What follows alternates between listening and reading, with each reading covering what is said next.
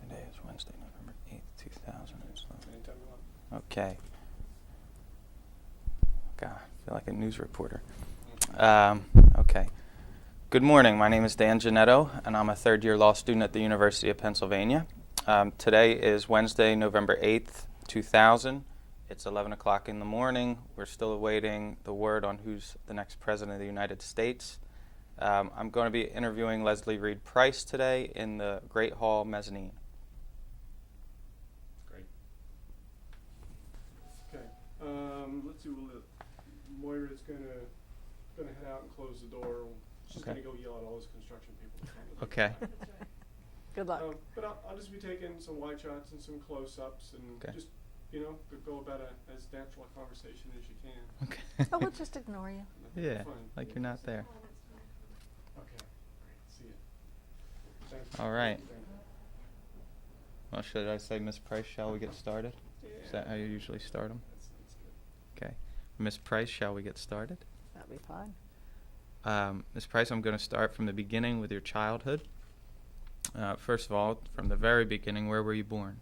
In Charlottesville, Virginia, where my father was at the University of Virginia Law School. Oh, he was in law school? Yep. Right Okay. after the war. Right after World War II. Okay. What year was he in law school when he had you? He was born in 47. I think that was his second or third year, so Wow. somewhere in there. Could you imagine having a child in third year law school, or did you? No, I certainly couldn't have imagined it.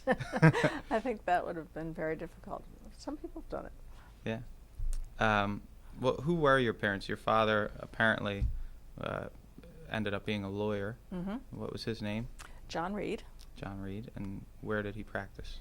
He went back to Hartford, Connecticut, where Mhm. families were from, generally that area, Mm-hmm. and bought or took over the law practice of a sole practitioner and grew a law firm that's one of the larger law firms in Hartford now.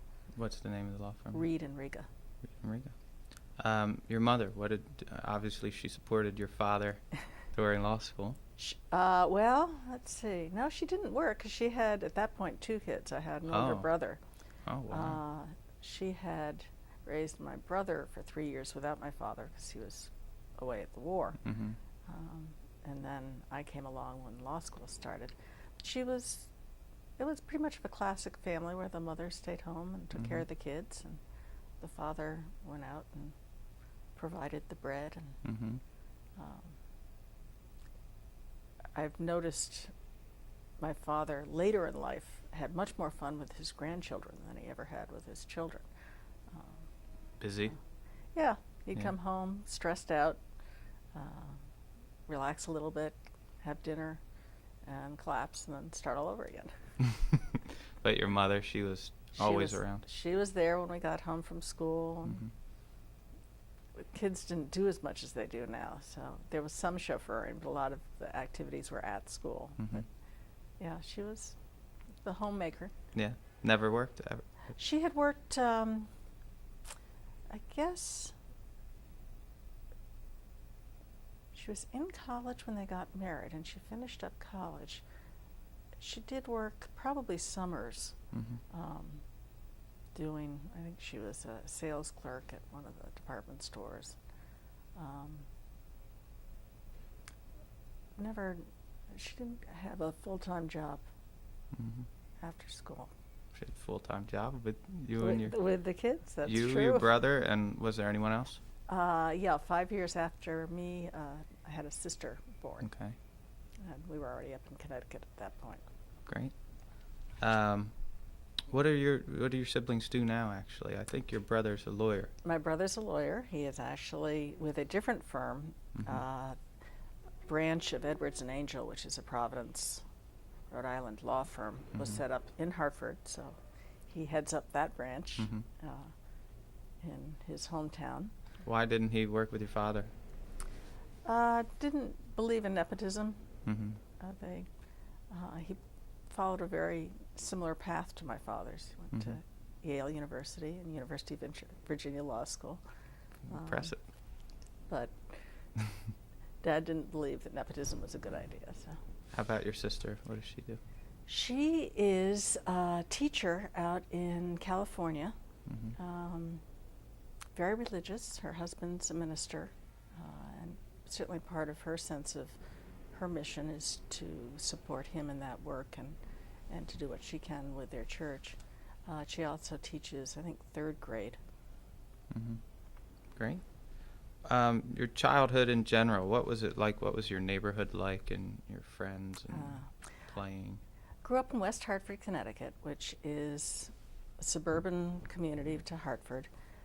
Had a town center that we could actually walk to.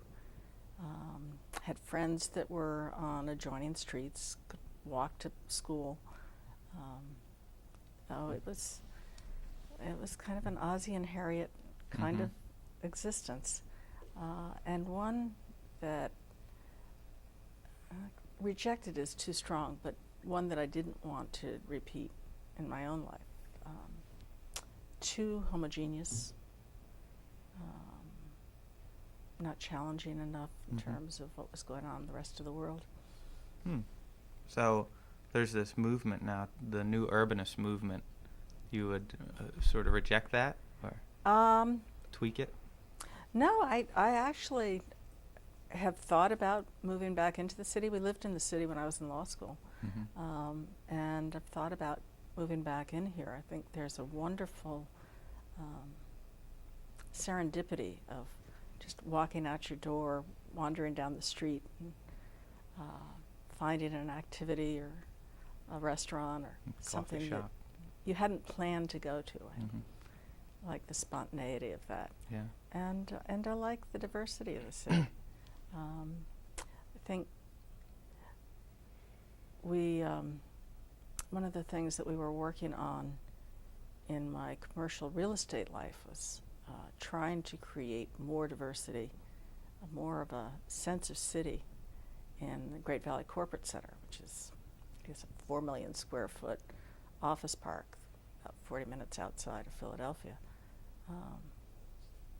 And people, I think, definitely would have liked more of that. Being able to walk down the sidewalk in Philadelphia and run into somebody you haven't seen for 3 years is wonderful. And there was a receptivity to that idea, but no time that anybody was willing to dedicate to create that kind of experience out there. So I've been out there. It's pretty spread out and large box buildings. beautiful landscaping, green, flowers, very restful to the eye and peaceful to the spirit, but not real dynamic in terms of people. Yeah. How much can you be at peace? Working, yes. Yeah, exactly. Well, back to your childhood. When you were very young, what did you think you were going to do with your life, and what were your parents' expectations of you? I think all three of us were on the same mindset for a long, long time, which was that I would grow up and be a wife and a mother. I think at one point I had planned on having 102 children. I have no idea where I got that number. And each of them was going to have a dog and a horse. And somewhere along the way I realized how many months I'd have to be pregnant to accomplish that. You'd have to start right about then. Retracted that goal. But yeah, I fully expected to have a life very similar to my mother's. Mm-hmm.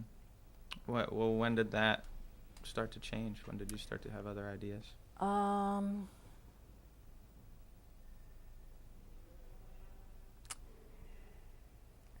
Throughout high school, kind of starting, I guess, at around the age of 12, I started developing a sense of having been very fortunate in my birth and my circumstances, and kind of a sense that put a responsibility on me to do something back.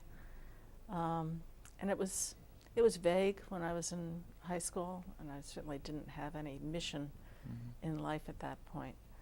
But then I went to Wellesley College, and their motto is not to be ministered unto, but to minister. And from day one, the convocation at the college,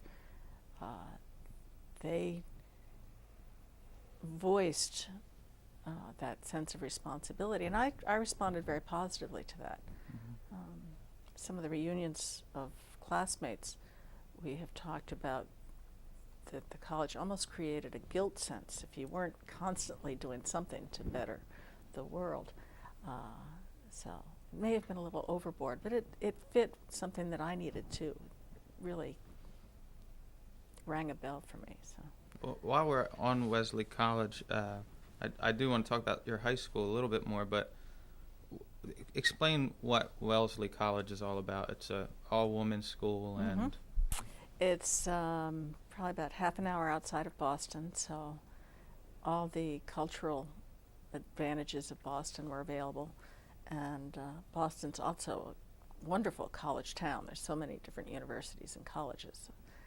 You almost had a sense that the college student was controlling the environment there, which I loved, but I said I never wanted to live in Boston after that because I'd lose that sense of kind of owning the city.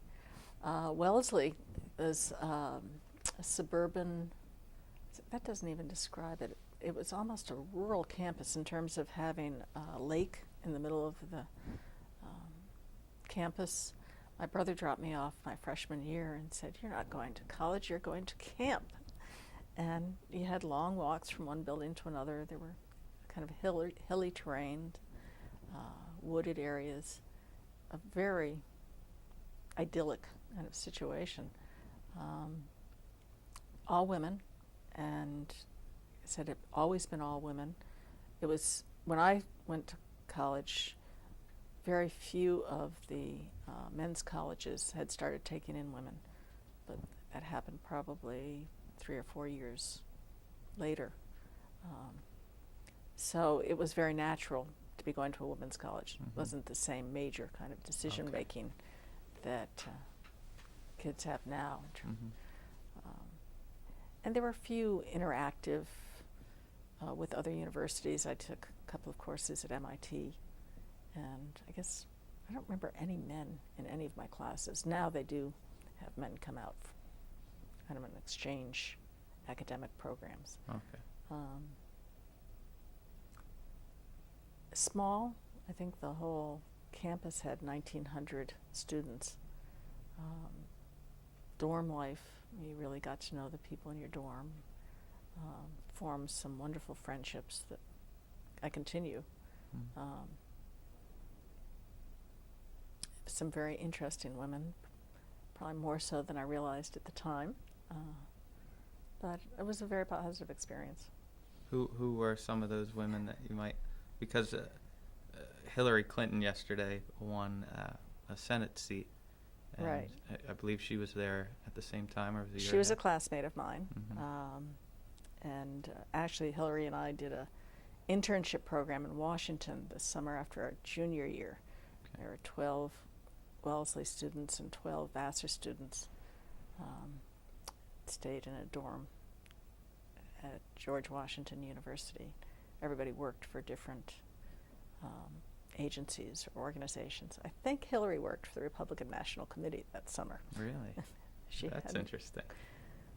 But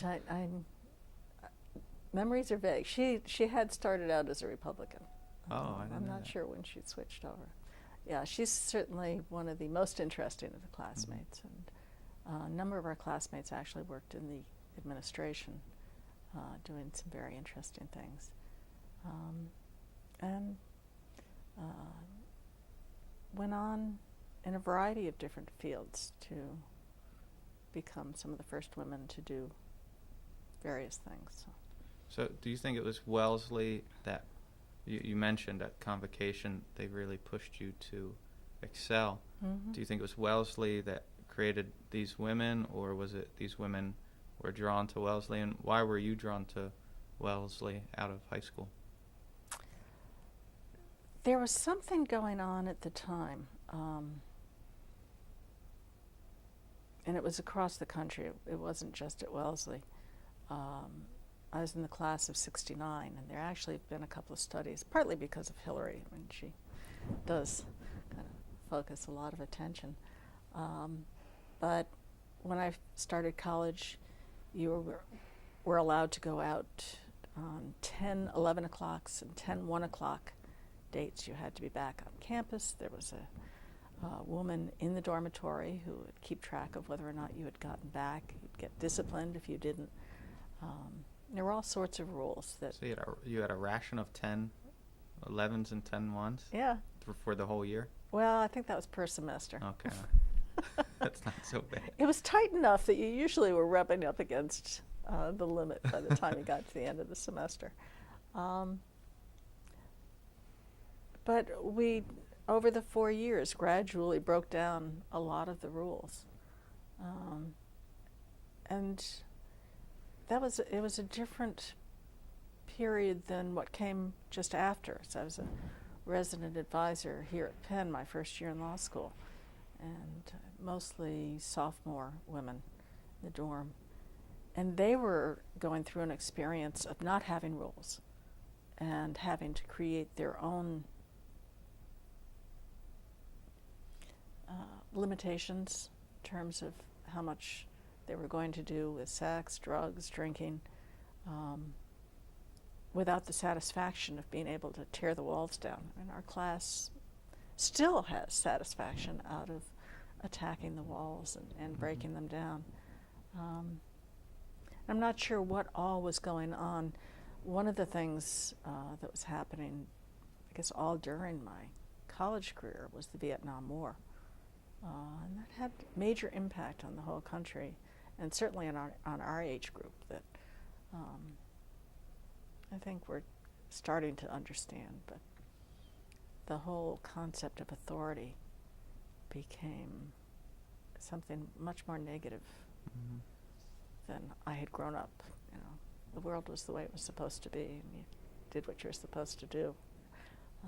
That was changing. Do you think all of that helped you break free of your parents' ideas and your early ideas of It's probably what you true. thought your life would be? While I was in law school, I came down to Washington for a march against Vietnam. Of course, I'd already gone to law school against my parents' wishes, so I guess I'd broken out of the mold before then. But there had already been family arguments over Vietnam. It's something you can feel really strongly about, intensely enough to break down some of those strictures, what you're supposed to do. Yeah. It could be. Is that, I know you like politics now, you're actively involved. Do you think that was the start of it, the seed, your interest? It's interesting.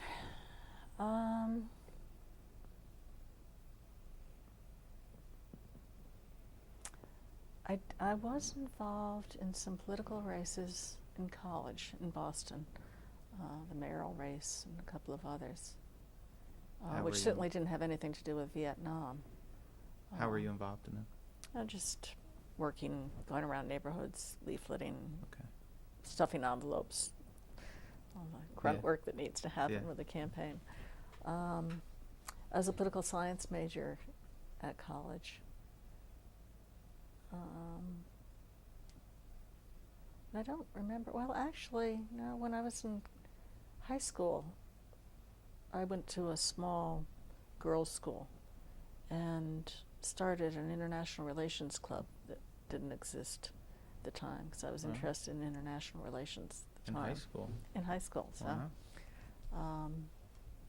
There must have been some natural interest there beforehand. What did that club do? Just studied what was going on. Never got anywhere near trying to figure out what policy should be, but at least to understand what was happening in the rest of the world. And it was such a different era then. And through the news, you knew that there were other parts of the world and major events in other parts of the world. But it certainly wasn't the day-to-day awareness of what was going on. Very few people in college went away for a semester or a year abroad. A few people went on a summer exchange program. it's not the same kind of global awareness that we have now. Obviously, those 69 and the late 60s were very politically active and tumultuous days. I've referred to this a few times, but we just had an election yesterday, the Gore-Bush election, which I would imagine was probably drew the biggest turnout in 25 years, I would think, and by far the most excitement. How do you compare this little brief point in time to everything that was going on back then?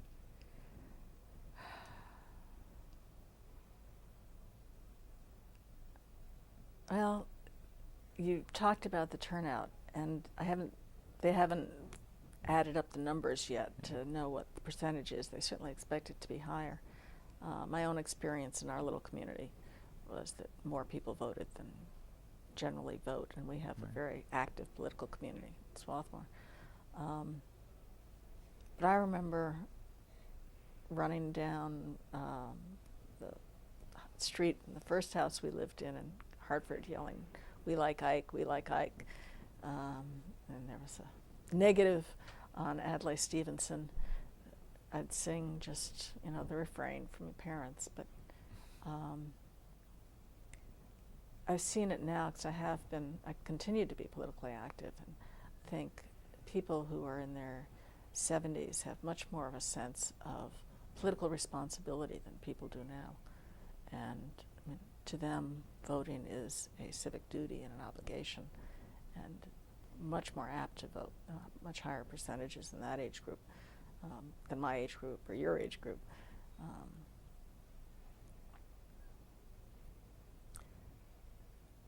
During high school, I couldn't have told you how good a president Eisenhower was. The world was much smaller. My focus was much smaller. Yeah. I do believe now that government has an impact on people's lives. Mm-hmm. I agree. I agree. Well, we're still in Wellesley years.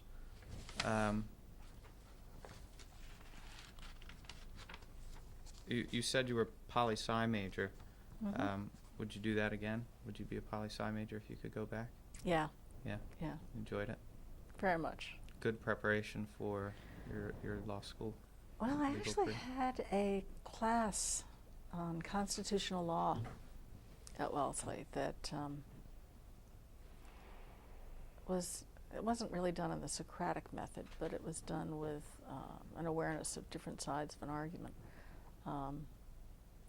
and certainly heightened my interest in the law in terms of finding justice and policy. I really hadn't expected to go to law school, and watching my father's career wasn't anything that I related to or ever wanted to relate to. But my internship was in OEO Legal Services, the Office of Economic Opportunity. And Internship, when was that? that was after my junior summer at Wellesley in Washington.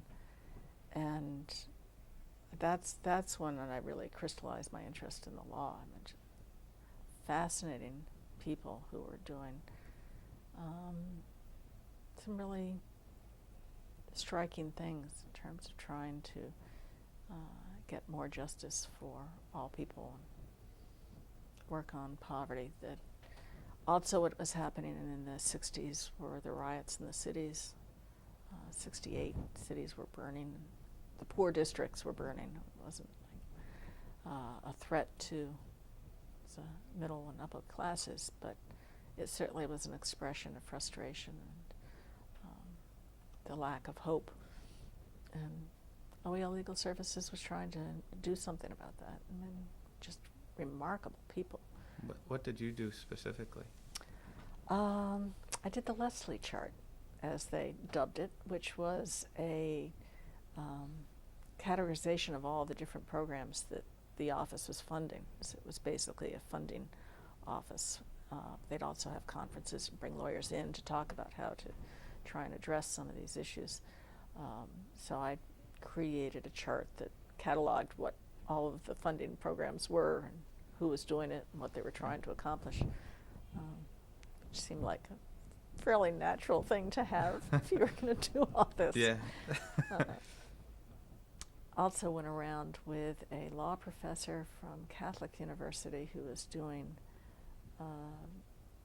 films, videos that were trying to educate the community about what their rights were, and worked with him on trying to create some of those. Great. It's an interesting summer.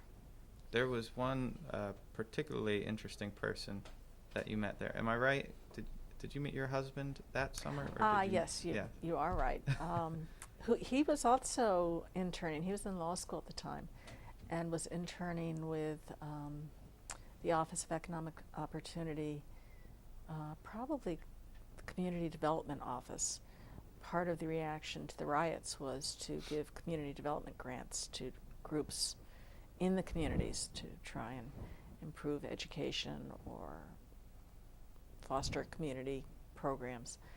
And they hired law students from Michigan, Penn, pretty sure Penn was involved in it, Yale, Harvard, Stanford, to go around the country and assess the effectiveness of these programs, and kind of monitor what was going on. So we met at a mixer that Yale had for Wellesley and Vassar interns, and dated through that summer, and then thanks to Youth Fair managed to keep dating while he was at Michigan and I was in Wellesley. So it did turn out to be a very positive experience from that perspective. I imagine so. So after Wellesley, did you do something in between Wellesley and college and law school? No, and I remember thinking at the time that I didn't want to interrupt my education because I suspected that if I did, I'd never do that. Yeah. And I still have that same suspicion. Was there anything you were fighting? Was there a particular job or something that you wanted to do that might have drawn you away? Yeah, what I was thinking about my senior year in college was I was actually very interested in urban development. And there were some, again, really fascinating people. Edward Logue. Can I? Yeah. I have a missing daughter. We stopped. We stopped. Second here. And yeah, go ahead, continue. Well, we were talking about what you had thought you might do after Wellesley. Right, and I was commenting that there were some people doing some really interesting things with urban development. One was Ed Logue, who I think was Boston, Paul Ilvesacker, and somebody else in New York. And that fit a bit of my interest in kind of the community development side of OEO. So I went and talked with them. A number of them had been classmates of my father at Yale, so I was able to get in and talk with them. Would ask each one, if this is what you're interested in terms of getting involved in urban development, should I go to work immediately with somebody like you, or go to law school, or go to city planning school? And I think all of them had a legal background, and all of them recommended law school as a good way to get into doing that. My family wasn't at all interested in my going to law school. They thought women were supposed to go home and take care of the kids and not have all those distractions. I remember my senior year, my parents took my sister and I on a trip to Mexico must have been spring break, because I think by that time I had already been accepted to law school and was struggling with whether that was the right thing to do. Decided that one of the Mayan gods inspired me during a cab ride out to the pyramids. Yes, go to law school. So that was when the decision got made. What did your father and your brother say? We talked before. Oh, that was my freshman year in college. I'm headed off to Wellesley. First time away from home. You know, this is very exciting, and all I was really looking forward to was my freshman year in college. My brother comes up to me and says, Dad and I have talked about it, and we don't think that a woman should take a man's place in graduate school. Men have to support the family, and it's not fair to deprive a man of that place. At the time, I just thought, where is he? I'm not even thinking about graduate school right now. Now I probably would have a much stronger reaction if somebody came up to me and said that. But at the time, I was kind of bemused by it. Clearly, it stuck in my memory. Yeah. It may not have been quite as benign a reaction as it seemed at the time. Well, that wasn't their own idea. A lot of people thought those types of things then, didn't they? Oh, yeah. And the norm was for women to take care of the family, and actually part of the horror my family felt was that you should not leave children unattended, or at least unattended by a parent, to go out into the working world if you had a choice. When I started law school, I think about 30% of our class was women. And the reason for that was it was the first year that you couldn't avoid the draft by going to professional school. So a lot of the men that would have gone to law school in order to stay out of the war didn't have that as an option. There were more women that were applying, and also I think the schools were starting to open up. The class before me had a minimal number of women. I don't think it was even 10% of the class.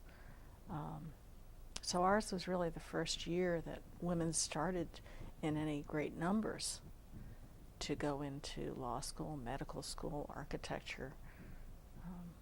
It was that cusp again. Do you think if you hadn't gone to Wellesley, you still would have? Because I would imagine that's quite a support group of a lot of women that are going to go on and do all kinds of great things. That's true, and it's certainly the peer group. When I was thinking about what I wanted to do, all my friends were thinking about, what they wanted to do in terms of careers. There were a few people. I remember overhearing in our campus coffee shop, there were booths, and there was a woman sitting in a booth behind me saying, I don't understand why all these women are making such a fuss. I'm going to be taken care of by my father until I get married, and then I'm going to be taken care of by my husband. And that was probably my freshman or sophomore year, and my reaction by that time was, ooh. Great. So, Great. some people were getting married, but it wasn't like that was going to be the end of their careers. That was a piece of their life. See, I think people of my generation don't particularly think there's anything strange about a woman going to graduate school. Obviously, I think it's above 50%. Mm-hmm. People here are women. Do you ever feel good about being part of that first generation to change the perspective? Yes, in both in terms, historic terms, and I have a daughter who's 24 now, and I consciously hoped for her that the receptivity to women in the professions would be so different that I actually didn't talk to her about some of the experiences I had had, because I didn't want her to come at it with a jaundiced eye. As it turned out, I was overly optimistic in terms of what some of her experiences would be, which is not strange, because the people that are dominating the work environment are still people in their late 40s, 50s, most of whom grew up under that same kind of expectation set that I had had early on. But you hope that things are breaking down, and certainly things have changed. They're much better than they used to be, and I have high hopes for your generation that the expectations are very different and the relationships are very different going forward. So yeah, it felt good to feel like you were forging a path. It was also exciting. I and many of my friends' generation had rejected the norms. So there wasn't this is the path you follow. It was very freeing, much more so than for most of the men of our generation who had fairly highly refined norm set that they were supposed to fulfill, and definitions of what was successful, what you should do. So there was a freedom to this that I don't think is necessarily true hereafter. Yeah. That's great. Well, while we're on this topic, and I'm skipping really all the way to the end of my questions, but in retirement now, you've taken on a new challenge, empowering women in politics, and I hope you could discuss that. I think it's a good time. Well, that, I guess, how did that start? Partly it was Hillary, but partly it was, probably even more so, it's my continued involvement in politics. Throughout the years, both my husband and I have supported candidates that we thought were really good people and would be good representatives in government. And well, it was through a Wellesley connection, actually. Happy Fernandez had gone to Wellesley, and she had contacted me after she was in city council. And we got together and just talked about what my interests were. She's great at trying to find people and fit them into doing something according to their interests. As I got to know her better, we focused on how difficult it is for one woman or two women to accomplish something in a political setting. You need more voices to be able to really be heard. And the lack of support that women got trying to go into politics, like just about every other field that we'd broken into. So we started talking, and then found there were other groups talking about trying to create a women's political support for women candidates. And this was 95. Clinton had already won the first election, was getting ready to run in 96, and I actually did some fundraising for him in an event here in Philadelphia in September, and found that there were a lot of women that were feeling like they wanted to be better heard in the political arena, and drew on that to raise a fairly substantial amount of money for one of his fundraisers. Went to the fundraiser, and there were no women on the podium, and there was some recognition given to the fundraising that was done by some of the women, but it was, again, pretty incidental to what was going on. Clearly, there weren't any women that were speaking to the candidate at the time. So we galvanized and decided we wanted to have an event that would really reach out to women.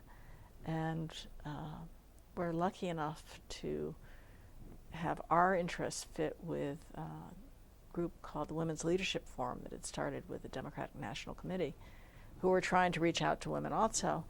And we jointly sponsored an event with Hillary Clinton and Tipper Gore coming into town that drew a lot of women and a lot of enthusiasm. We built off of that to form a group called the 5-County Democratic Women's Coalition, with the idea of carrying on that energy and enthusiasm and creating some kind of a support group. Pennsylvania is 48th out of 50 states in terms of women representation in the state legislature. There are no women in the federal delegation, and it's not about to change dramatically soon. Are you going to be one of the next women legislators?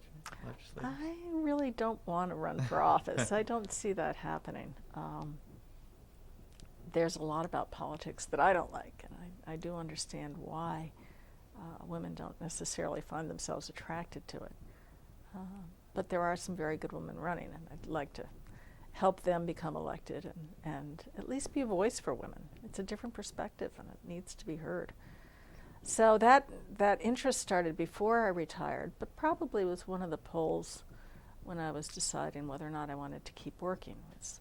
There are things that I wanted to accomplish in the political arena and in the social arena through Women's Way. That I wanted to be able to give more time and be more effective. What do you do with Women's Way? I'm on the board, and that's basically a fundraising organization. It supports 9 member agencies and a lot of associate agencies who are providing services to women.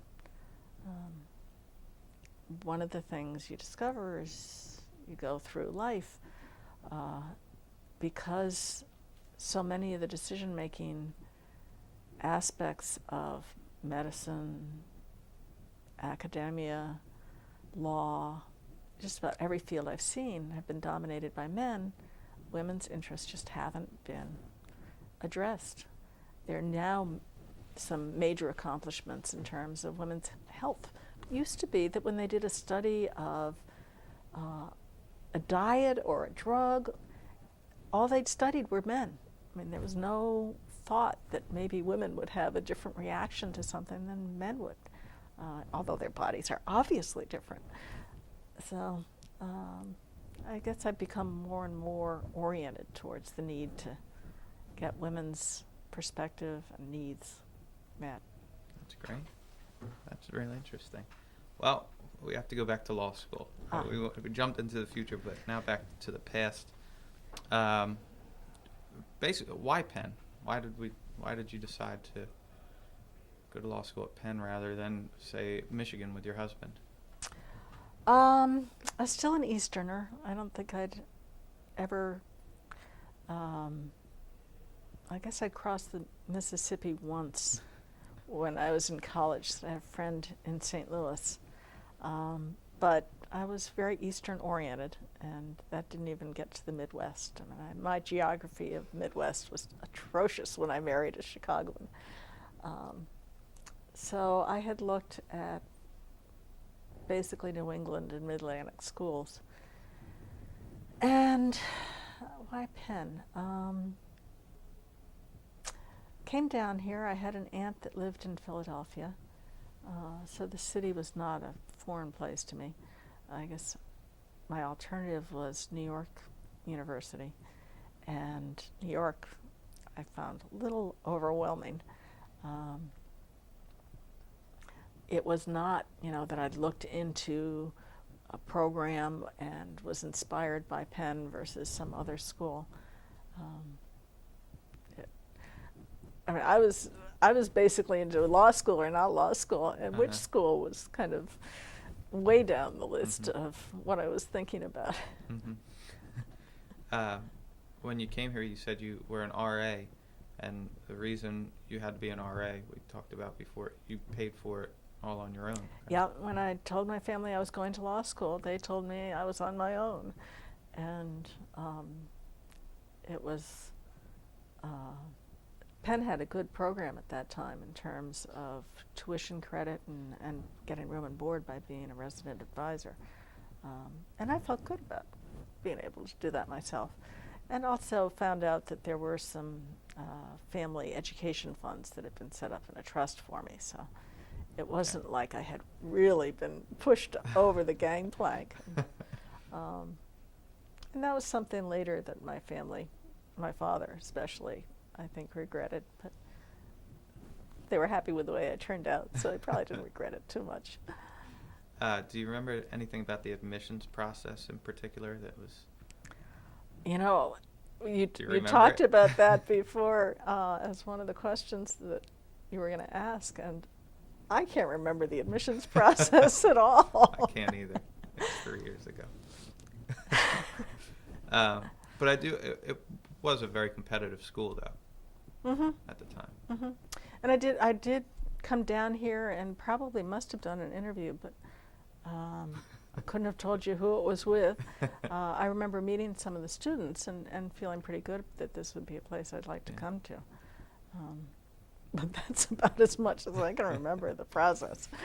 How about first year? I know you have to remember first year because it is quite an experience. It is quite an experience. It's probably, well, it's clearly the most exciting academic experience I've ever had. Challenging, very, very sharp. In terms, I could feel my brain kind of being molded or being sharpened in terms of how I thought about things. It was emotional, and I can remember being in a criminal law class talking about whether there should be stronger penalties if you drove under the influence of alcohol if you killed somebody versus if you just got stopped for driving under the influence. And I had a very emotional reaction, which was, listen, once you made the decision to get into the car and drive drunk, you should incur the penalty.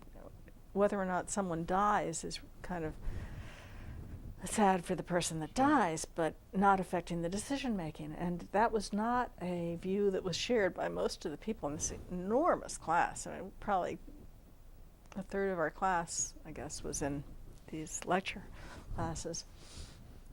And I remember kind of thinking, well, you're not supposed to be so emotional about this, but I really was.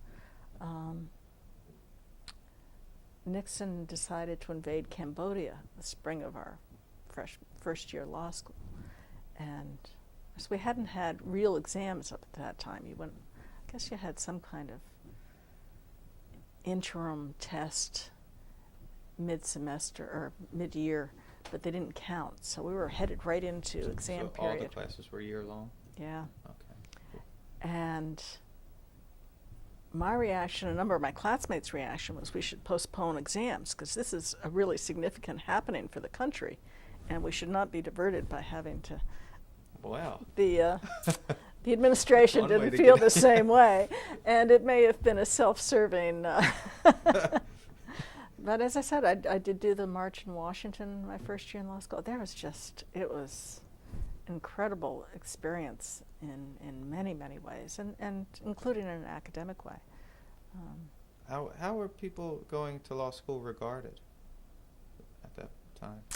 Well, there certainly wasn't the same negative attitude towards lawyers that exists now, and probably you feel as a law student. I hadn't thought about it, but I guess that would naturally follow.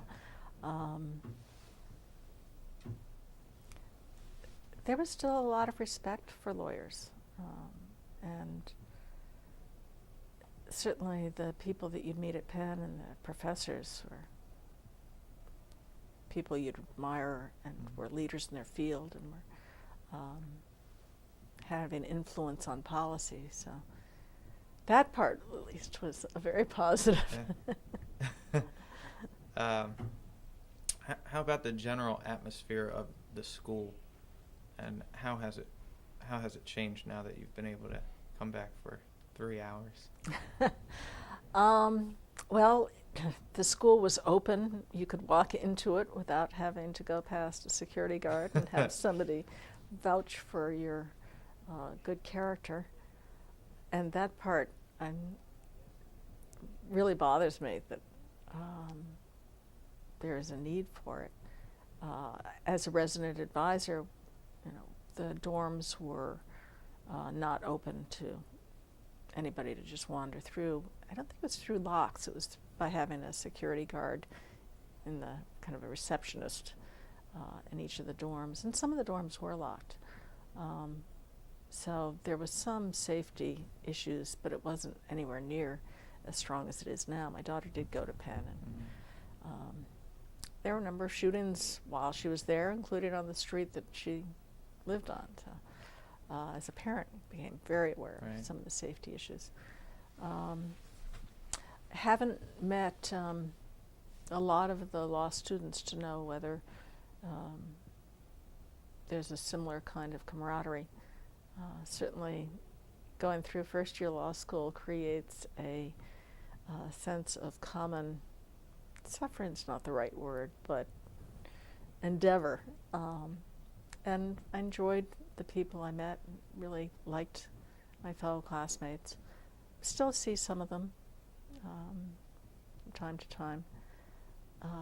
We weren't particularly part of the Penn campus at all, although I did take a course in the city planning department that I got credit for here at the law school. But there's very little interaction with the undergraduate campus.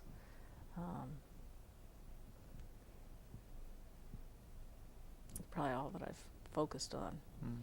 How about the city in general? Was a Penn student's focus when you were going to Penn in West Philadelphia? Did you do a lot in Center City? Was Center City very active as it is over the past 5 years? Restaurants weren't nearly as good. Of course, as law students, we probably wouldn't have been shelling out a lot of money for restaurants anyway. A number of my classmates had apartments in the city, and so I was very comfortable with the city. I don't remember doing anything in terms of theater or cultural activities or sporting events. There wasn't a lot of time during first year of law school to do anything other than the resident advisor and law school. But it was a comfortable place. I felt like I was in Philadelphia. It didn't feel like it was off somewhere else. I got married after my first year, so that really shifted my orientation. We lived down around 9th and Locust. And my husband was working for Community Legal Services, starting to relate to other lawyers and people who were in the working world. And that really kind of drew me away from the social aspects of the law school and got me much more involved in the city. You said it was about 30% of the student body was women when you came. How were you treated differently in the law school, in classes, by professors, things of that nature? I remember there was a sense that certain faculty members picked on women. I never experienced that. As a first-year student under the Socratic method, and they were challenging everybody, and there was some put-down element to it. But there was also some really positive response to ideas and discussion. It was much more of a real dialogue than a professor looking down on the students and pushing them around. There was some of that. There was some of that. And I think some of it was aimed maybe at toughening up the women in the sense that they would have to deal with it with judges and other people as well. So, but it wasn't a dominant factor. Did you participate in any different activities, any clubs while you were here? Not clubs. My second year had lost a lot of the academic edge that the first year had. I kind of felt like I had progressed to the point where didn't have that same sharp academic focus. And what I did was the North Philadelphia Tenant Union through the law school. There wasn't a clinical program per se, and I think I got credit for this. I probably did because I spent a fair amount of time doing it with another law student and Sharon Wallace, who was not on the faculty. She was a practicing attorney, but she had responsibility for us. So we were actually going into court representing tenants. And that was a fabulous experience in terms of seeing law in practice and feeling like you could do something. Did you go in front of any judges or any? Yes, and municipal court judges. There were some good ones, but there were some who were outrageous, and a number of them were very anti-female and anti-free representation of people. Judge Latrone, I appeared in front of some woman who was probably in her late teens, early 20s, was getting evicted, and he managed to outrage me, her, and just about everybody in the courtroom. He was carrying a gun, and she was talking about how all of her possessions had been put out on the porch during this eviction process and had disappeared over the course of a day or so.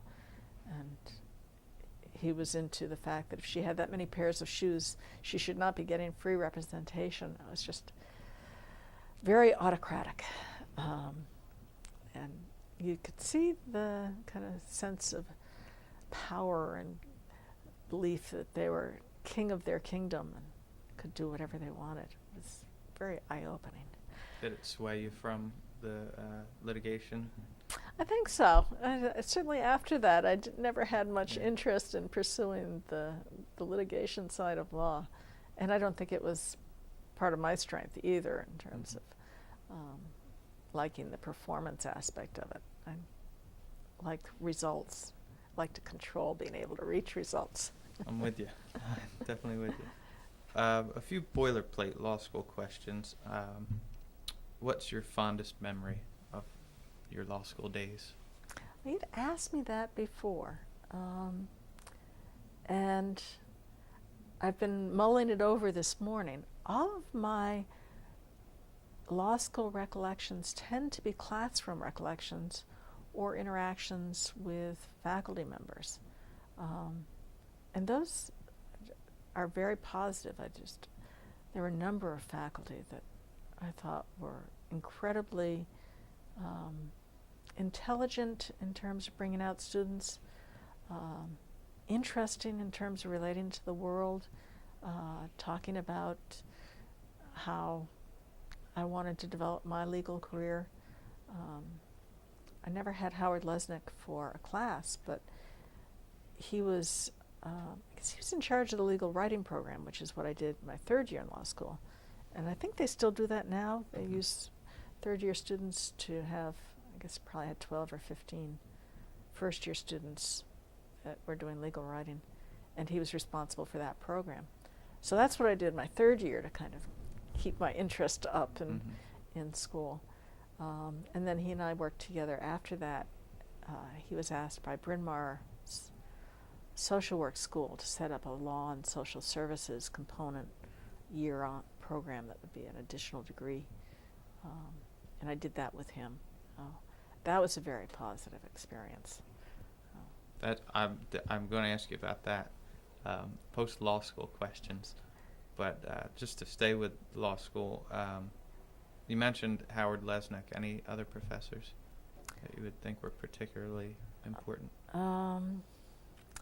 There's Professor Ackerman, who is not here now, and I think left fairly shortly after I graduated. He was young. He would really challenge the logic of your concept and force you to think out to the consequences of it. I learned a lot from him. He wasn't the easiest person either to get along with or to be a student for, but he really caused me to get much more in depth in my thinking. I'm curious though, Wellesley seems to me to be very academically rigorous. But it seems like it was rigorous in a different way than your law school education. Is that true? It is true. It was much more doing research. There's a lot of, in political science, there wasn't an international relations degree. There's major. So political science was a lot of international relations. And that was during the Cold War. So I can remember doing a lot of discussion of policy and whether military fortitude is the way to deter aggression, or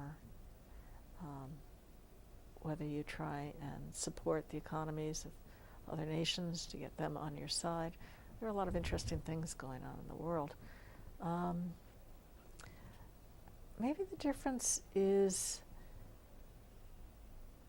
at Wellesley I felt it was something we were talking about.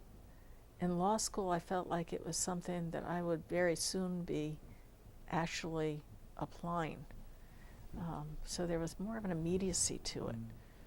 Maybe that's the sharpness that I felt. Well, what did you like least about law school? It'd be something bad. Oh yeah, and the fact that I needed to find something outside of the academic program, second and third year. And it seemed like a shame that you learn so much and you do so much your first year, and then it would be nice to have second and third year accomplish more on the academic side than I felt like they did. And I still hadn't focused on what I was going to do with my law degree. Maybe if I had been aimed toward a certain kind of law, I would have felt more of a trade interest in courses.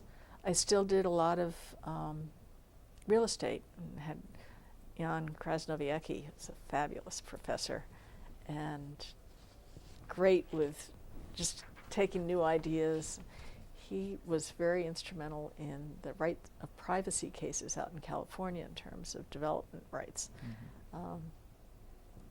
And a wonderful professor. So I kind of kept a real estate focus, took the course in the city planning school, but hadn't really figured out how I was gonna do all this. So I wasn't kind of professionally oriented at the time. That might have helped, but it felt like there were such brilliant people here. It would have been exciting to really do something more on the academic side. Yeah, I don't think that's changed. I think that's still somewhat the case. Coming out of law school, right now, Penn Law students and a lot of law students are coming out into a great job market, probably the best ever. What was it like when you're coming out? And you were coming out of Penn, what year? 70? Graduated in 72. I resolved my immediate dilemma by taking a clerkship, which was really kind of a continuation of the liberal arts education, which I think law school is, and it's not a trade school in terms of preparing you to practice law. So that was the thought behind taking the clerkship? It was a postponement of having to deal with, all right, you've got this law degree, what are you going to do with it? And I will acknowledge that my freshman year in law school, I was really feeling quite flippant about the education, which kind of supports my brother's statement. I thought I had the best of all worlds. I could go and work or not work, whatever I wanted to do, because I was a woman, and I could just go and be a wife and mother and be supported, or I could use this law degree that I was getting. By the time I got through my first year of law school, I had kind of come to grips with the responsibility that getting the degree had, and that I really did have some need to figure out what I was going to do with it. But having never really thought about law firms as what I was interested in, I was graduating with still a lot of perplexity, and that continued. The end of my clerkship, I still had to figure out what I was going to do with this law degree. Didn't want to go into the legal services side because I didn't really want to do the litigation element. Had gotten, I guess, somewhat cynical about what planning did for environments, and actually came back and talked to Jan Krasnowiecki about I don't want to go to a law firm. I don't want to do this. Help me find something that I can feel really good about. And he did. He introduced me to a person that became a very good friend who was working for a real estate developer down in Wilmington, who was married to an architect.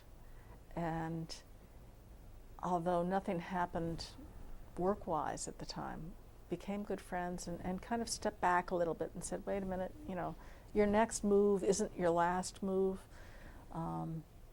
There are exciting things you're going to be able to do with real estate and development. So I went to work for a law firm knowing that I still needed that piece of my education to be a lawyer. So I certainly didn't feel prepared to go out and practice law. And went to work for a very good law firm and felt like, I got the kind of finishing on my education. Sort of a fourth year of law school. Apprenticeship. And a real rigorous training that I think is really valuable. An expectation, a very high level of performance. That was a good experience, and I got over my fear of what it meant. And I actually only stayed there about a year and a half. I didn't intend to do it that way, but it was just a piece of where I was going. And what firm was it? What's the Wolf name? Block Shore, Salascone, Okay. which was very strong in real estate, and I joined the real estate department. So going in, you said to them you wanted to be part of the real estate department. They put you in there. How did that work? Very well. Worked with some really good people. Got involved in a fair number of closings. I represented a number of lenders, mortgagees. There were some real estate investment trusts at the time. Most of them disappeared fairly shortly thereafter.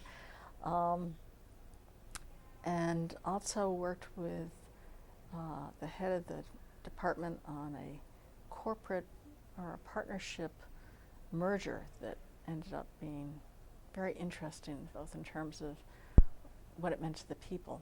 The day they were supposed to sign the papers, one of the partners died. And that was actually, I guess that was a partnership divorce, and there was somebody else that was going to be buying the business. So it taught me a lot very quickly. It was a good experience. What is it though that draws you away from big corporate law firm lifestyle? Well, let's see, by that time I was probably 25 or 26, realized that I did want to have a family, and had trouble imagining how I would do that working for a law firm, and the kind of time that would require. And it also didn't really fit with my urban development desires. It wasn't satisfying me enough professionally to go and try and negotiate with them, which actually I might have been able to do.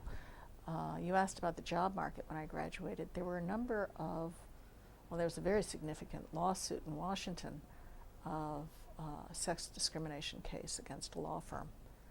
And a lot of the firms were trying to proactively hire women to avoid being in similar situations. So as a woman coming out of the clerkship law school, I think I had an easier job than my male counterparts probably had at the time. Great.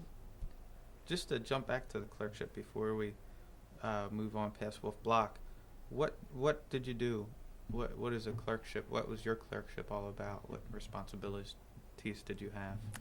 I clerked for Judge Packle in the Superior Court for the first 3 months. It was supposed to be a year-long clerkship, but he was hired by the Governor Shapp, I think, to be his Solicitor General. So New Year's Eve we were having a party, and my friends came and said, "What are you going to do?" I said, "About what?" And they said, "Well, Judge Packle is going to be Solicitor General." I said, "Oh, I don't know." he called that night and said not to worry, that Judge Spaeth, who had been a common pleas judge, was going to be appointed by SHAP to fill the Superior Court vacancy that he would be creating. And I had actually interviewed with Judge Spaeth for a job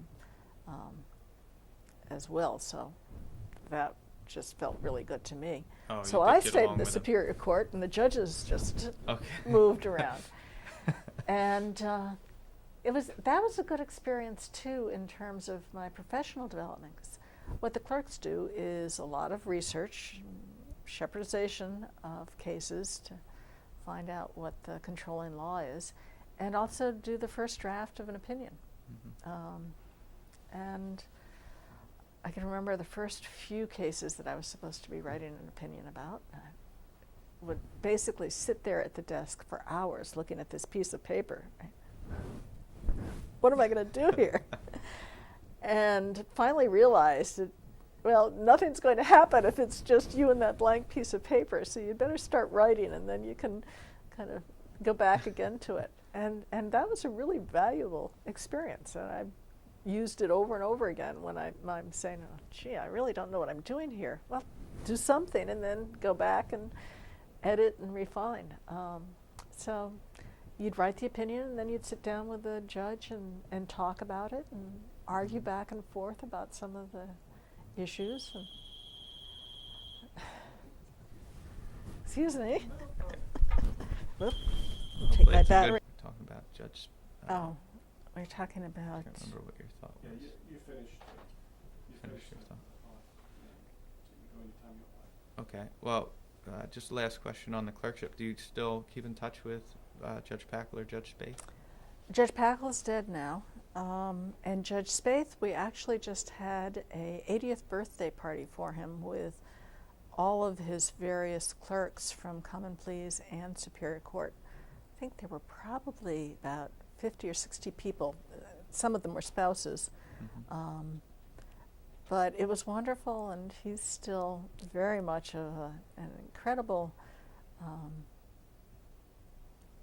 legal professional, both as a lawyer and as a judge. And just philosophy of the law and a devotion to the law. And is a wonderfully warm person, too. He was a great person to start my legal career with. Great. Well, the next thing that you did after Wolf Block sort of surprised me. You went on and taught at Wharton for approximately a year and a half. A year. I had set up my own law practice with this architect that I had met through Professor Krasnowiecki. Okay. Not that we were sharing business at all, we were just sharing space. But we set up an office in media, and it was about 10 minutes from where I was living at the time. I was doing mostly real estate law and domestic relations law. And I'm having trouble remembering exactly how I decided to fit teaching at Wharton into all this. But I suspect setting up my own practice and not really knowing where the income was going to come from may have had something to do with it. So I taught a first-year business law class to the undergraduate school twice, 2 different semesters. And actually, my daughter was born at the end of the second of the 2 times that I did that. So. Wow. Was it tough? Was it hard to... I mean, you hadn't been out of law school that long. No, but I had the arrogance. Having gone through law school and feeling very confident of my ideas. And it's interesting, I remember feeling like the back and forth of practicing law and talking about law in terms of teaching was really a wonderful combination, because it caused me to take a look at what I was doing in the practice by teaching it, and I could bring what at that point was probably only 2 or 3 years of experience, but seemed like experience into the classroom in terms of business law. So I really liked the combination of doing those 2 things. And you left and went on to starting the program at Bryn Mawr also lecturing? at Bryn Mawr? Actually, that overlapped with Wharton. Okay. Yeah, there was one semester when I was doing both of them. I can remember driving from Media to Bryn Mawr, and then down the Schuylkill to Penn, and then back out to Media. I seem to like triangles. I set up several triangles in my life. But Howard Lesnick approached me that he had been asked to set up this law and social services degree. At that point, it didn't have a name. One of the things that we had to do was decide what the name of this degree was going to be. And I did that with him and the person who was going to be the first, I can't remember what he was probably a dean, some title where he was responsible for that program. But the three of us were doing that, and that again was a really interesting way of thinking about how the law related to social workers and what they would be seeking. And then we joint taught a seminar the first year the program was in existence. That Wow. was really fun. That's impressive because you hadn't had a lot of background in issues affecting social workers, right? No, but a lot of interest. I mean, the whole legal services was approaching many of the same issues that social workers have to deal with, but from a legal perspective. So it wasn't that far apart. And what the social work school was looking for was a better understanding of how law could be used and would impact their clients. So the course we co-taught was a due process course. Okay. Neat. So you taught for 2 years. Looking back on it, do you wish you had gone longer? Do you wish you hadn't done it at all? Oh, I can't think of anything that I wish I hadn't done at all. No, I came to the conclusion after teaching at Wharton that I really didn't like the lecture format. And I believe that there's a lot of similarity between litigation performance, teaching performance that is not my style. I really like dialogue and trying to get to the root of an idea. So I really liked the seminar, but as you say, I didn't have a whole lot of experience to bring to social workers. So it didn't seem like that was a natural place for me to continue. I actually ended up representing a number of the people, the women at Bryn Mawr, because I still had my practice in media. And it was an interesting continuation of the Bryn Mawr relationship. Think you'll teach again if you get the opportunity?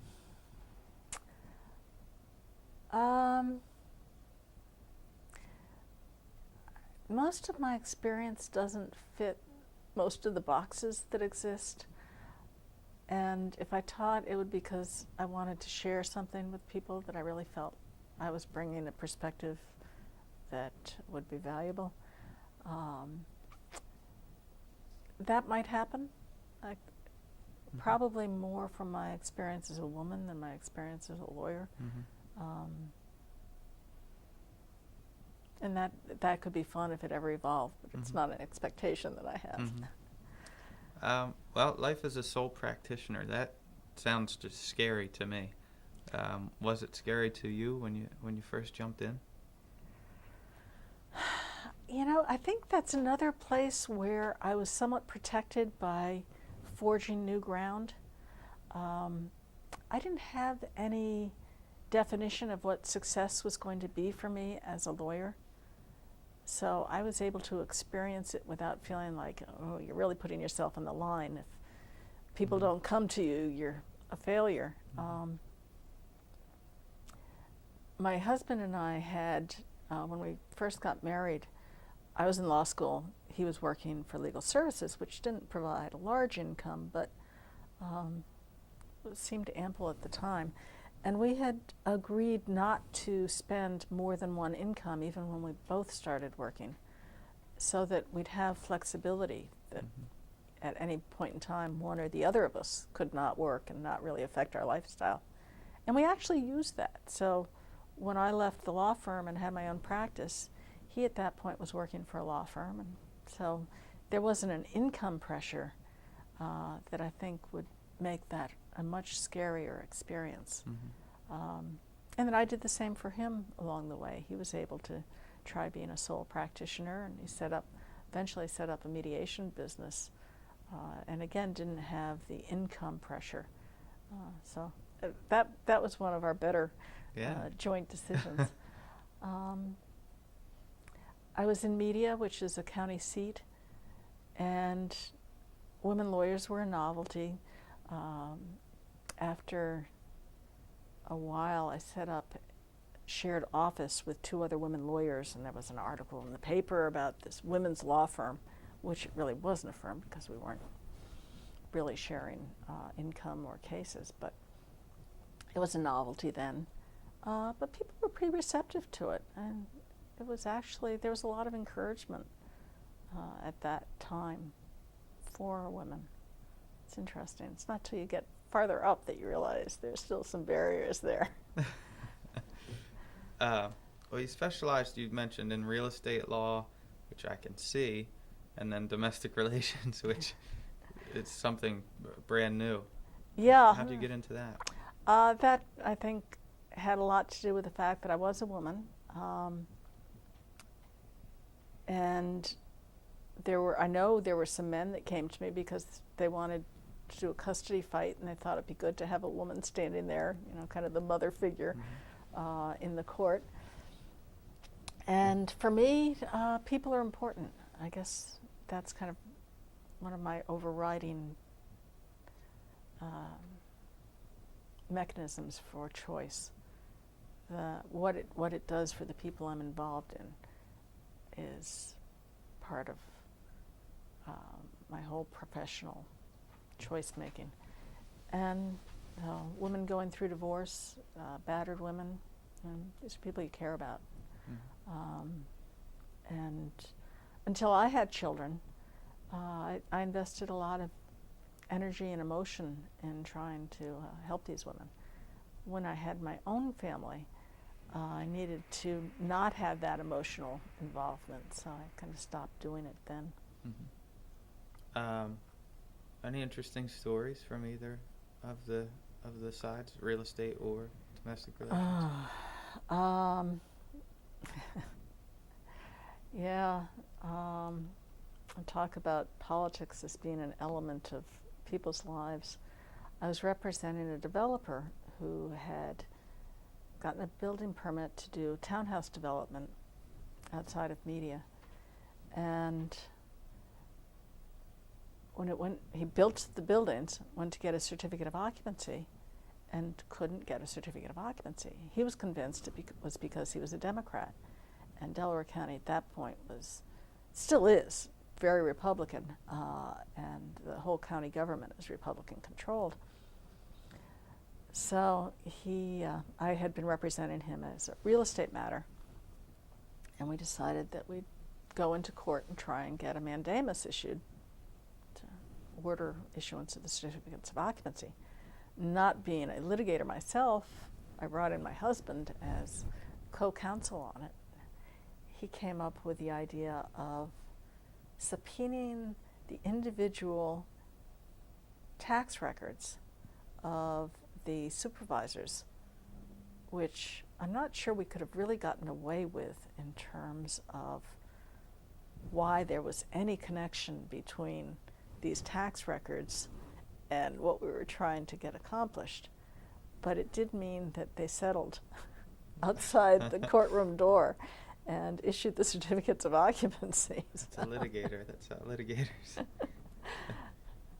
That was fascinating to me. Now, the interesting stories on the domestic relations side are much more just personally acute for the people that are involved.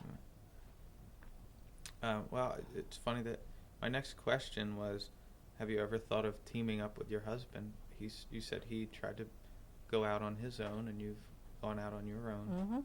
I actually have thought about it. He has a mediation dispute resolution business now that he's been doing for about 10 years. And dispute resolution, resolving things without conflict is something that I really like and have some skill at. But I don't know that that's the direction I want to go now. Right now I'm really enjoying not having any direction and testing ideas and doing some of the things I wished I'd done better or had more time for. So I'm trying to hold on to that as long as I can before I select my next direction. Mm-hmm. Well, the bulk of your career was with Liberty Property Trust, which used to be Rouse and Associates. Rouse is a big name in the Philadelphia real estate community. Could you briefly explain what Rouse and Associates was, what Liberty Property Trust is, and why Rouse is a big name in Philadelphia? That's a big question. Rouse and Associates was actually one of, by the time we went public, it was probably 50 or 60 partnerships that owned real estate. Generally, it was a real estate development firm that would build office, light industrial product outside of the cities for the most part, and was up and down the eastern seaboard at the time I joined them. I guess they had offices in Jacksonville, Maryland, New Jersey, and Pennsylvania.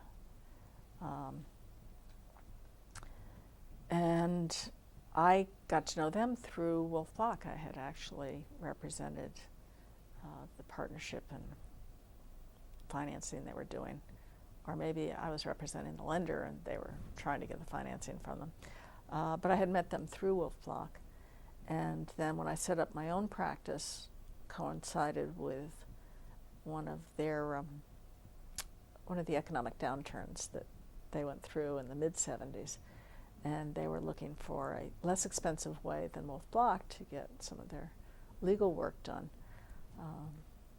I was 9 months pregnant when I interviewed with George Congdon and Bill Rouse, and it was a very positive lunch that we had. And they said, "Are you sure you're going to be practicing law?" And I said, "Oh yeah." And they said, "Well, great. We'd love to have you do something for us." So they waited about 6 months after that and then called and said, "Are you practicing law?" And I said, "Yes." So I started doing closings for them. That was in '76. Over the next 3 years, I started spending more and more of my practice time on their matters. By, I think, a year later, I had an office at their offices. And they just kind of kept gobbling up my time to the point where when my son was born, I decided it didn't make a lot of sense for me to try and do the practice work for them and take care of the kids, and gave up my practice and became an employee with them. Okay. As a lawyer, although by that time I had already indicated an interest in understanding the business side better. So in probably a way that wouldn't happen now.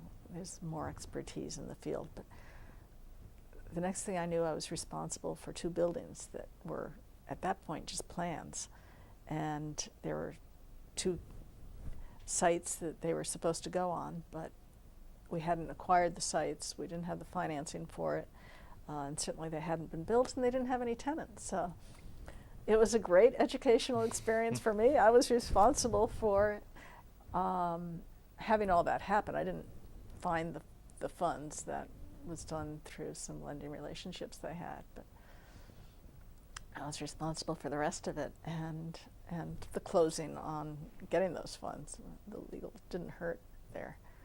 But I became more and more involved in the business side and still doing general counsel work, but mostly having outside counsel do the legal work and kind of overseeing what was being done there. So I had a dual track at Rouse & Associates for a long time while working part-time, because I, in theory, was getting home 3 o'clock or 4 o'clock, so I could still spend time with the kids.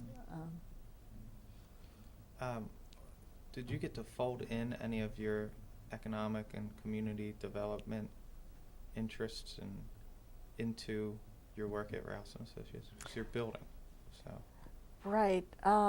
That ties into your other question, which is why is Rouse such a big name in the Philadelphia community? Bill Rouse is a visionary, and he is very committed to the city of Philadelphia and fairly free-thinking in terms of what can be. And once he believes something can be, he can make it happen. So while I was on the general counsel side of Liberty, he was going through the experience of getting rid of the height limitation for buildings in Philadelphia by proposing Liberty Place to City Council. And that was a 2-year experience of going back with plans and hearing after hearing after hearing, because he wasn't going to do it unless Philadelphia wanted it done. And ultimately the mayor and city council decided they did want this new idea of what architecture and space could be in the city if you got rid of the height limitation. By having the height limitation, all of the buildings filled up every inch they could. And there was no skyline in Philadelphia other than William Penn, which was actually the idea. William Penn was supposed to be the only part of the skyline anybody paid any attention to. So I wasn't directly involved with the hearings, but certainly was peripherally involved in the development of Liberty Place, and got a lot of satisfaction over what I think that has done for the city of Philadelphia. We also started, I had introduced Bill to this friend that Jan Krasnowiecki had introduced me to, and he'd come in and set up a housing company as kind of a related business of Rouse and Associates. And so we were in the commercial housing, suburban housing, single-family housing market. Along the way, Bill decided he wanted to get involved in developing urban housing, in low-income housing that could be done in a way that people could make money at it. So you could have many people who would come in and build low-income housing as opposed to needing government subsidies to make it happen.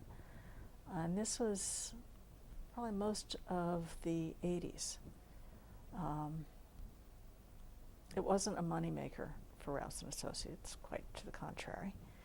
And I'm not sure it was a good business to try and do in conjunction with commercial real estate. The discipline you need for doing low-income housing is to be very penny conscious and keep your costs down. And when you're doing marketing plans for a Liberty Place, you're creating glitz and pizzazz. It's a different culture. Where were you doing the residential stuff? What area? All over? West Philadelphia, North Philadelphia, Liberty section. Can't think of anything in South Philadelphia. Did a program with the city where we would buy houses, and they were putting homeless people into the houses. They were bringing in the social work component to support these people who, in theory, were ultimately going to be able to buy these houses. It was a pretty ambitious program, and I think maybe 15 or 20 units out of the 100 ended up in the hands of the people that were moved into them.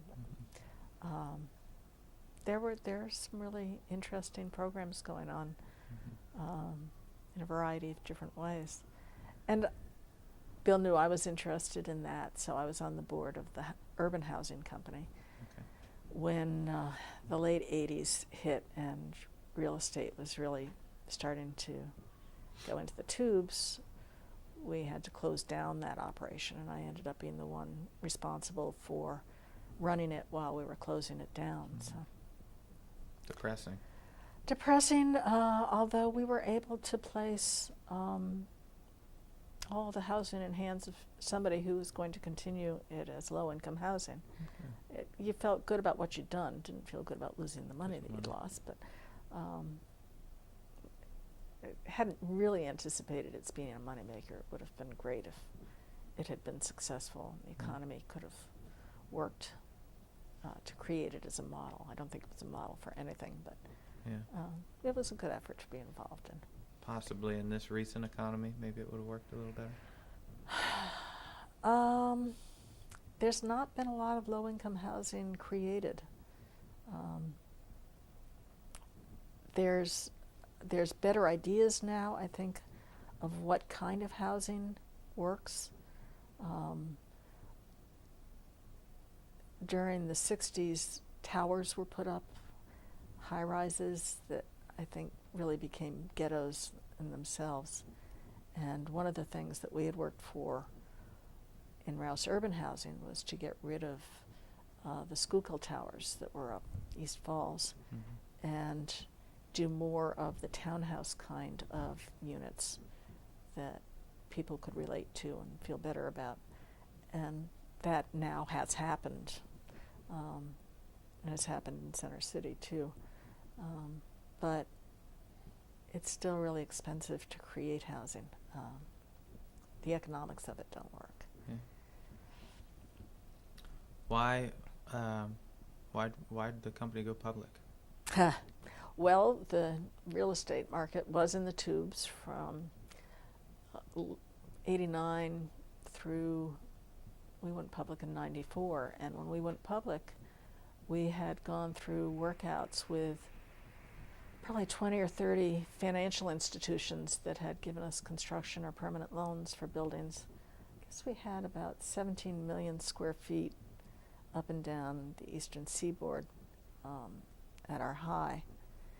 And some of it went back to lenders. A lot of it just stayed in place. A lot of it was not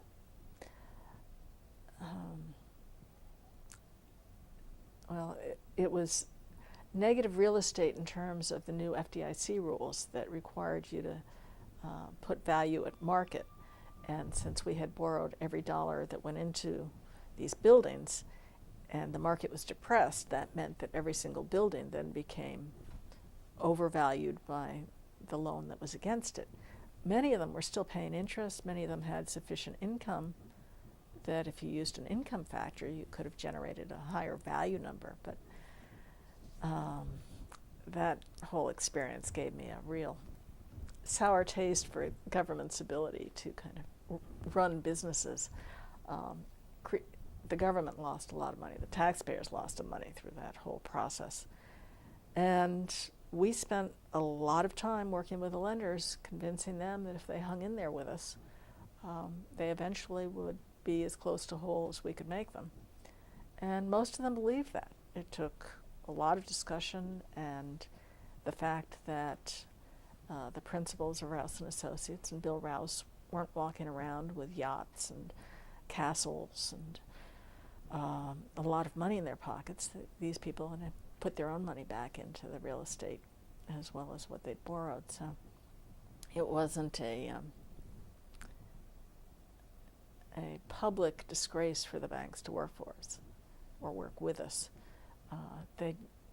I think their biggest fear was that they'd make a deal with us and then we'd turn around and be seen flying off to Europe and they would look like they had misused their funds. And eventually they believed us, and I think that was largely the way Bill had done business, which was if you're fair with somebody else, they'll be fair with you. Now, the loan officer you were working with probably wasn't still at the bank by the time you were dealing with the workout officer. So it took a while to establish that rapport with the new person. But I really do believe that our ability to survive that period had to do with the philosophy of business. And we ended up, I think, in one lawsuit. We actually had a judgment against us that we had to settle when we went public, but we're able to do that. And I was overseeing most of those workouts and the documentation for them and the litigation for them, if that's what it took. Bill was determined not to use bankruptcy as an out. And that was a fine line, because sometimes you needed to at least let people know there were alternatives that you could use if they didn't want to work with you. It was a very alive time. Anyway, fortunately, also at that time, starting in about 93, real estate investment trusts had come back in. Another government program that I guess bailed us out. So having done us in, they at least came up with the alternative that bailed us out.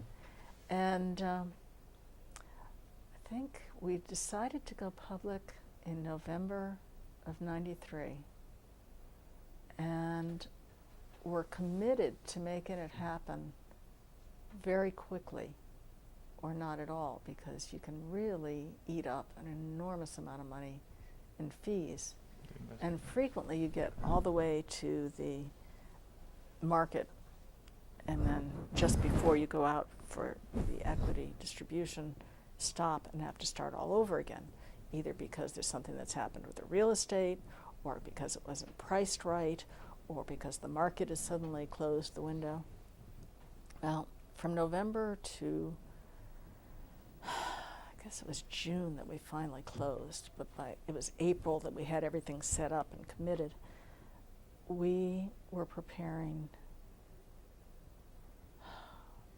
17 million square feet ended up being 11 million square feet. We spun off the California division because the underwriters didn't want California. We spun off Liberty Place, or actually just kept that in a separate Rouse partnership, because the underwriters didn't want to mix urban real estate with suburban real estate. So we ended up going public with 11 million square feet of our own, and then had agreed to buy a number of buildings to build up the pot that was going to the public. It was an incredibly wild 5 or 6 months, and doing due diligence on all this real estate, the environmental, the income streams. I mean, they were just, I think at one point we had every lawyer in Wolf Block doing some aspect of the closing. The underwriters were living there, we were living there. Just incredible period of time. We hit the window, and by the next month we would not have been able to go public if we had not closed when we did. The market just had enough of these IPOs, and it closed down for about 12 to 18 months. It was one of the most intense periods of my life. And I came out of that thinking, okay, I really don't want to spend a whole lot more time on the legal side, and had told Liberty that. And they did offer me a job running our southeastern Pennsylvania region, which was one of the largest regions, and had the Great Valley Corporate Center in it. I didn't have to move. It meant working with a lot of people, training people, which I enjoy. And it was certainly an area that I knew well, because I had my headquarters there for all the time. So that was a good period. And we turned right around, the real estate market went up, and we started developing again. So now you were in charge of all new development? Well, actually responsible for the whole region, which meant at that point, when I took over the region, we subdivided New Jersey and Pennsylvania, or this section of Pennsylvania. We also have a Lehigh Valley office. I think I had about 2.5 million square feet of office and industrial properties that I was responsible for in terms of leasing and property management and maintenance. And we doubled that just about every year because the real estate market started taking off. We bought another office industrial park in Horsham, bought a number of single buildings along the way, and then started developing again and bringing buildings out of the ground. So. Wow. So everything's going good. Why did you stop? Got tired. Yeah. For the first couple of years of a good real estate market, you're sitting there saying, boy, this isn't going to last. I've got to do everything I can while it's good, because the 4 years of being in the tubes was a very strong and lasting memory. The third year, you're saying, boy, I can't believe it's still going, and you're still racing along, and by that time, you're doing twice as much as you were doing before. By the fourth year, you're still racing along, and it's still there, but you know the window's going to shut someday, because real estate always has this cycle. And I finally just said, whoa, you know, this is more intense than I need to be living at this point in my time. So that's basically when I said, all right, you know, get off that mill and see where you go from here. How long have you been out? Since April. Since April. Glad? I'm still having a lot of fun. I don't think I've ever had a period of time in my life where I didn't know what was over the horizon line. You might have a couple of weeks between jobs, or not know what your job was going to be, but know you were going to do something. There was always something on the horizon line, so you could cherish the day or week or vacation, but it wasn't limitless. And right now, it just feels like I could do anything or nothing. And I hope to keep cherishing this moment as long as I can. I know you got a new dog. Yes. We got a puppy. The kids are both out of the house. My son's in college now. My daughter's working up in New York City. And that was a shock. That happened faster than we were ready to say we don't want to have a larger family than just ourselves. So we had a dog, and that dog died about 1.5 years ago. We held off for a little over a year getting another one, but we both enjoy it, and so we decided to go that route. I can nurture again, which I enjoy. So. Well, I have a few overall questions, some broad questions, and this kind of nurturing kind of ties in. How is life, as you are obviously very successful in your career, how did you balance family, 2 children? Well, actually, we haven't said, who are your 2 children? Let's talk about who Allison's 24, Mm-hmm. and Matthew is 21. Allison's interested in international relations, and Matthew's in engineering, Okay. which is kind of different than anything Andy and I have done. But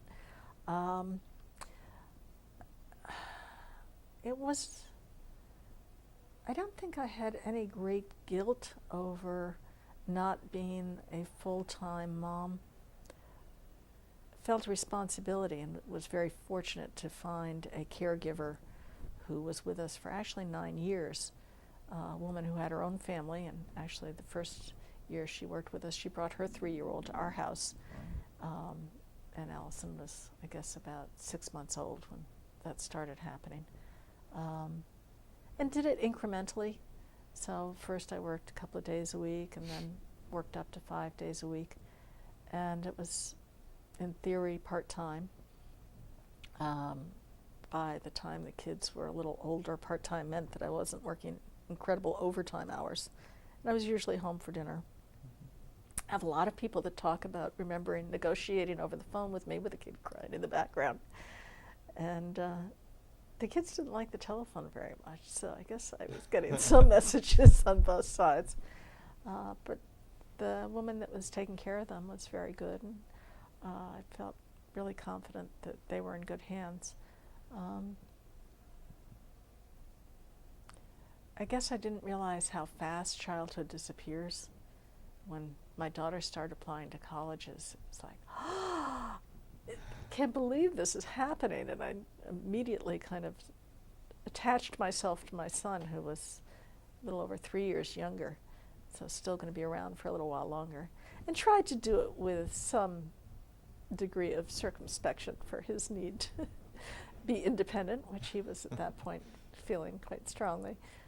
But it was like, I'm really not ready for this period to end. I enjoyed having kids. Wouldn't trade it for anything. It probably meant that I didn't go as whole hog after a career as I might have, but I think that was a benefit, not a detriment. I've had a pretty balanced life. Family life's really important to me. Feel really good about my relationship with both my kids and our ability to be with the parents that are still alive and spend time with family. So I'm happy with that balance. On that note, your father was a successful lawyer who you said wasn't home a lot. You learned to juggle family and career. What sort of advice would you give today's young lawyers, going out into the world? How would you advise them on striking that balance and the importance of striking that balance? Well, you were talking about what a good job market it is right now for law school graduating, and certainly is. You can certainly get a salary that is incredible by any standards of where the law has been in the past. What you pay for that is an enormous number of hours and very intense work, which probably matches what I see in terms of my children's generations postponing getting married and having a family. And that makes sense. I don't think you can live life as intensely in the work environment as these jobs require and try to do a family at the same time. And there was a moment when, I think it was in my early 40s, and I couldn't tell you exactly what was going on in my work life and my family life, but I realized that all these balls that had started very small when they started rolling down the hill had gotten bigger and bigger. And I was really starting to feel like, wow, I don't know if I can handle this anymore. And fortunately, I thought about having the whole family kind of eliminate some of the activities that were going on so that we could relieve some of the time pressure, and realized that the only one that really was going to give up anything was me.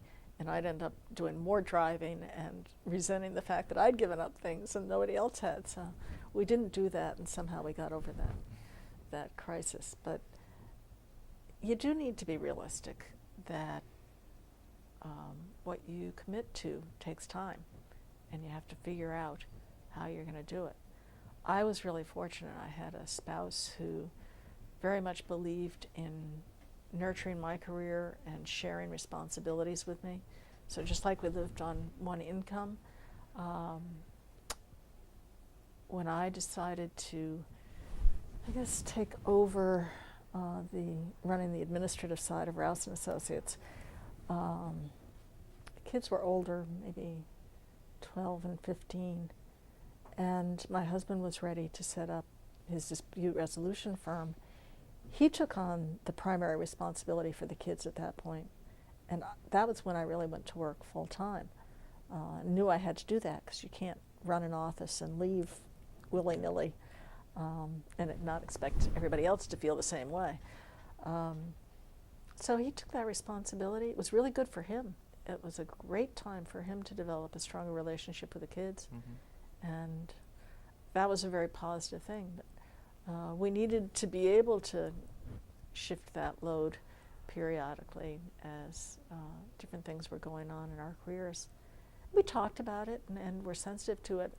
I don't think either of us ever felt like we were sacrificing. Somehow where our careers were worked with where we were in relationship to our family. It's feeling like you're sacrificing. It brings a lot more tension into life that I wouldn't recommend.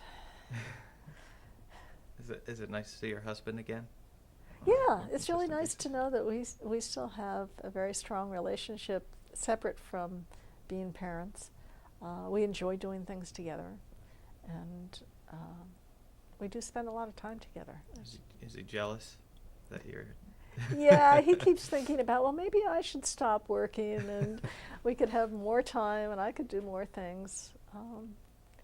We're both pretty young. We're in our mid-50s, and my anticipation is that there's a lot of life left. So I expect somewhere along the way I'm going to figure out what it is that I want to do next. I hope to do it in a way that I continue to have a lot of time for myself. It's really nice to have that, but... Go back to third year law school.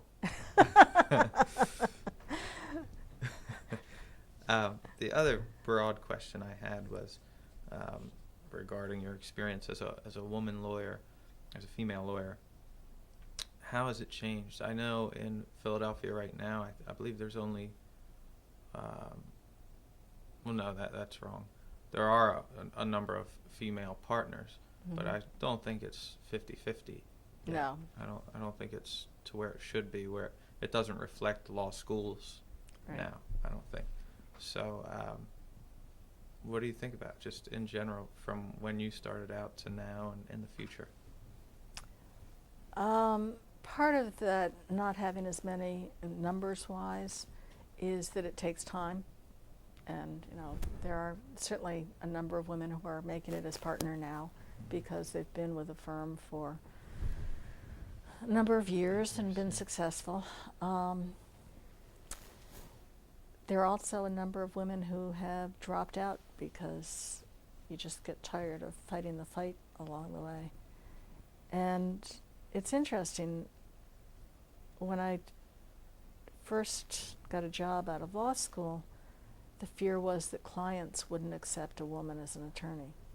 And that was why law firms were defending not hiring women. I never saw a client resist having a woman represent them.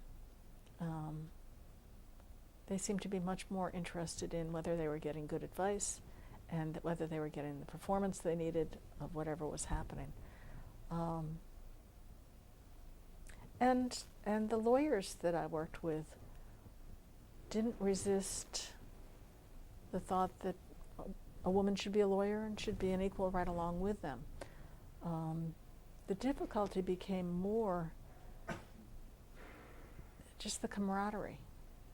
There wasn't a comfort level of having a pal in the next office who happened to be a woman. I had a few lawyers that I would pal around with when I worked for the law firm and beyond. But there wasn't a commonality. My husband used to give me sports lectures in the train on the way into the city so I could talk about the teams and would know who the quarterback was. And I did some of that. I actually liked sports, so it wasn't all unnatural. But it creates an isolation.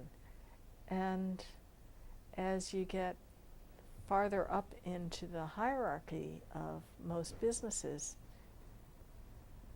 I think there's a lack of commonality that creates a lack of trust. There's a different language that men use than women tend to use.